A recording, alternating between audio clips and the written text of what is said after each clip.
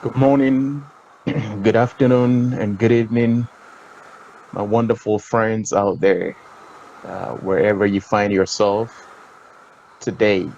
I welcome you to Leadership Academy. And today we are going to continue with the discussion understanding the principle of work. Understanding the principle of work. We've been talking about work for the past 3 weeks. And today we're going to be doing part three of understanding the principle of work. We're not going to take much time today. We're going to go straight and discuss the issues. We might end up finishing before the 30 minutes we've given ourselves. So if you join us, you're welcome. You can grab your pens and your papers, your notebooks, and take your notes, ask your questions as we journey along. It's going to be an exciting one. All right. I first want to start by addressing a question that was raised by one of our listeners last week. And the question was about the difference between identity and work. Because we said that your work is what you were born to do, is what you were born to do. And we also said the other time when we spoke about discovering your identity that your identity is also who you were born to be. So he wanted to know the um, difference between work and identity. In a nutshell, your work gives you your identity. Your work gives you identity. As we discussed the other time, Dr. King was a civil rights activist, and that work he did gives him an identity. We spoke about Bob Marley, a reggae musician. It gave him an identity. So whatever work you were born to do, or whatever work you're gifted to do, carves your identity. That is what gives you an identity. So there is not much difference between the work you were born to do and your identity. But your identity is derived from the work you were born to do. So if I have a gift to fix cars, if I have a gift to fix cars, it means I was born to work on cars or work with cars. So my identity becomes a mechanic. So the mechanic becomes my identity. Or if you will, cars becomes my identity. So your work determines your identity, or your work carves out your identity. So there's not much difference between your work and your identity. Today we are going to be looking at the importance of finding your work. You see, you think the way you think, not by chance. You do the things you do not by chance. We were carved, or we were made to behave or think towards our work, towards the things we were born to do, or the things we were born to fix. It is not by chance that you think a certain way. It is not by chance that you behave a certain way. It is all designed to help you do that which you were born to do. And this is what I said. I said, you think the way you think because of the work you were designed to do. Sometimes people walk into a place and they think everything is beautiful. Let me take a designer, for example, walks into a home and he or she can identify a million things wrong in that home or in the design or the setup of that home because they think differently. They don't think the way the normal person who has not been gifted to do the things they do think. They think color combination, color coordination, whatever you can think about. They think differently. So you were designed to think the way you think based on the work you are going to be doing or the work you've been designed to do. So all I'm saying is don't let us take things for granted. We are the way we are because we've been designed to do a specific work. So don't ever buy that idea that you were weird. Yes, you might be weird to people, but you're wired in such a way that people might not understand you, but it is for the purpose of you doing the work that you were born to do. You see, if we don't take care our communities, the world can stray you from the work you've been designed to do. It can easily happen. The world can stray you away from what you've been designed to do. And this leads me to a story I was told this week by a very good friend of mine. And I'm going to twist the story a little bit. It's about an ancient culture in one of these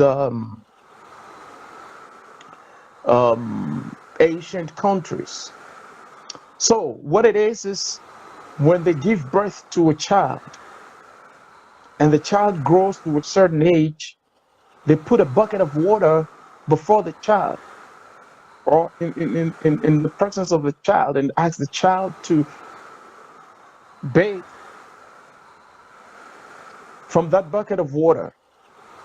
And according to the story, when the child first washes the face or the head, it means the child is going to be an academician. So they will encourage the child to go to school, to learn, to study. If the child washes the feet first, it means that child is going to be a traveler or a businessman, something of that sort. So by washing or by bathing, the method of bathing would determine what the child is going to be, the work, the life work of that child. And I found it very interesting. You know how society or the world or our communities can stray us away from what we were born to do, from the work we've been gifted to do. So, in other words, the community will say, oh, this child was born to travel. And sometimes unconsciously we buy into the perceptions of the people around us. And they might be erroneous perceptions, they might not be the truth, but we buy into it subconsciously. They keep telling us this is what you're going to become, this is what you're going to be, and then we begin to fashion our lives or pattern our lives or shape our lives in that direction. And sometimes we even force ourselves into that direction even when we don't have a gift for it. That is why I always am of the opinion that it is sometimes dangerous to name people after certain people. Yes, I'm going there. I know it's a very delicate subject that I'm touching. But if we don't take care, I'm not saying it's wrong. I'm not condemning that. But I said care must be taken when we want to name our kids after certain people. Because the community or the society or the history can force that child to fashion or pattern his or her life according to the person the child has been named after. And that is a danger. That is the danger. Because if we don't take care, that will stray the child from the work the child was designed to do on earth. Oh, the man or the woman he or she was named after was this. And sometimes the community has a way, a funny way of associating you with your name. Oh, yes, you could see the traits of that person in him. I don't know how they do it, but they have a way of influence you subconsciously.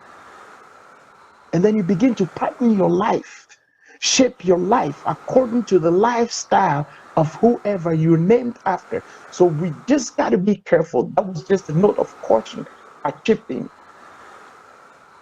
But your work is usually tied to your story.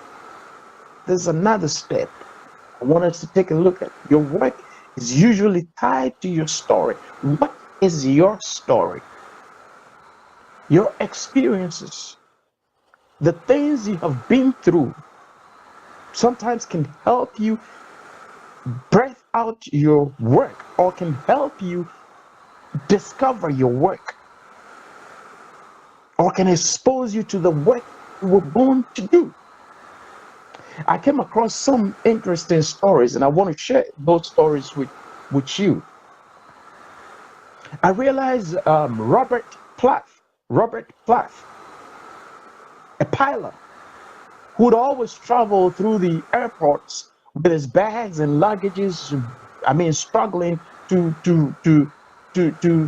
get along through the crowds and what have you, struggling to deal with his luggages at the airport, came up with wheels underneath the luggage and the extended handles. The luggage received. He invented that. Why? Because of the story, his story, what he's experiencing, what he's going through, what he thinks is a problem. This unpleasant story, the valleys you've been through can lead you to the work you were born to do. Yes, the rivers that seem to be swallowing you could lead you to the work you were born to do. So like Robert Plath, struggling with his luggage, decided to invent the luggage with wheels and extended handles. And then again, a 22-year-old Stephen Pfeffler, a German watchmaker who was suffering with paraplegia. He was suffering with paraplegia. He was a watchmaker, a German, a 22-year-old boy. And paraplegia, for those of you who don't know, is some form of spinal cord sickness which affects the lower part of the human body, and it can affect your mobility. So this 22-year-old boy had issues with mobility, and so that was his story. His story was that he was having issues with mobility. He was suffering from paraplegia. Sorry. And so he decided to invent a wheelchair. That is interesting. That was his story. In 1655, this 22-year-old German watchmaker had a story that we might think it's unpleasant, or it's pathetic, or it's sorrowful. But out of his story, he came out with an invention. He discovered the work he was born to do. So he did not sit to enjoy the bread of sorrow. He did not sit to have a pity party with friends or family. And I know sometimes the community, society in which we live, the world in which we live can help you have a pity party. Think about your story in a sorrowful way. Think about your story in a very mournful way. He had paraplegia, which was impeding his mobility. And he decided to invent a wheelchair. And I know most of you know about the story of Horatio Gates, the guy who wrote the one of the most famous, most beautiful songs or hymns the world has ever known. It is well with my soul. He wrote that song out of his story. So your experiences, the things you're going through, your valleys, your dark places could lead you to the story, to the work you were born to do. So instead of you looking at your story negatively, look at your story positively. I know of somebody who started a restaurant because she could not find any good food around where she was living. And she was a good cook. And she goes to restaurants and she could not enjoy, and she complains about the food. They could have done this, they could have done this better, they could have added this to it. So I say, start your restaurant. Somebody might have a problem. You may not like the designs, the clothing designs in your neighborhood, the stores you go to shop for clothing. You may not like the designs. Design your own clothes. What are your issues? What are your concerns? What is your story? Because your story can lead you to the work you were born to do. Let us not walk blindly in life. Let's open our mind's eye. Let's begin to think. Let's begin to reflect on some of these things. Because you were born to solve a problem. And like we discussed the other time, work simply means solving a problem. What are the problems around you? You think the way you think because you are wired to solve those problems you were thinking about. Your experiences, the way you behave, your story can help lead you to the work you were born to do. And so this morning, this afternoon, wherever you find yourself, what time it's it over there, begin to think, reflect on why am I here? You are not here by chance. You are here to do specific work. And if you've not found that work, begin to think on some of these lines. What is your story? Because your story can help you or can assist in leading you to the work you were born or you were created for. Because you and I were born for a specific job or a specific work to do. And like I always say, nobody else can do it except you. So what is your story?